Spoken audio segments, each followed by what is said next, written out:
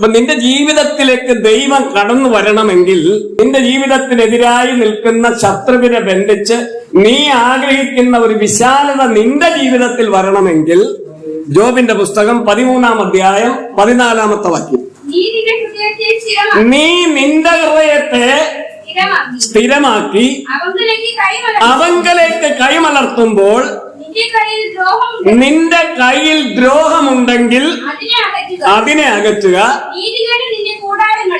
നീതികേട് നിന്റെ കൂടാരങ്ങളിൽ പാർപ്പിക്കരുത്. അപ്പൊ നിന്റെ ജീവിതത്തിൽ ഒരു വിടുതൽ വരുവാൻ എന്റെയും നിങ്ങളുടെയും ജീവിതത്തിൽ ദൈവം ആഗ്രഹിക്കുന്ന ഒരു വിടുതൽ തരുവാൻ വേണ്ടി നമ്മുടെ ഹൃദയത്തെ എന്ത് ചെയ്യണം? സ്ഥിരമാക്കണം. എന്ത് ചെയ്യണം? കയ്യാലപ്പുറത്തെ തേങ്ങ പോലാകരുത്, അങ്ങോട്ടും വീഴ ഇങ്ങോട്ടും വീഴ, അങ്ങനെ ആകരുത്. നമ്മുടെ ഹൃദയത്തെ എന്തായിരിക്കണം? സ്ഥിരമാക്കി. ആരിലേക്ക് കൈമലർത്തണം? മനുഷ്യന്റെ മുഖത്തേക്ക് നോക്കിയല്ല.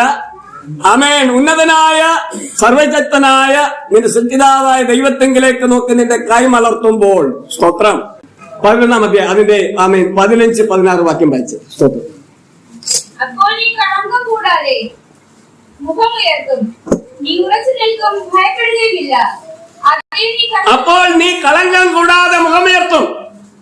ഏത്?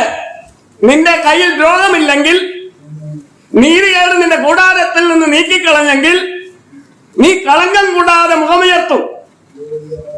ഏത് പ്രതികൂലം വന്നാലും ശരി, ഏത് ഈശാനമൂലം നിന്റെ ജീവിതത്തിന്റെ നേരെ ആദരിച്ചാലും ശരി, ആമേൻ, നീ ഉറച്ചു നിൽക്കും. അതാ വചനം പറയുന്നത്. അപ്പോൾ നീ കളങ്കം കൂടാതെ മുഖമുയർത്തും, നീ ഉറച്ചു നിൽക്കും, ഭയപ്പെടുകയില്ല. അവിടെ ഉറപ്പിച്ചു പറയുകയാണ്. അതേ, നീ കഷ്ടത മറക്കും.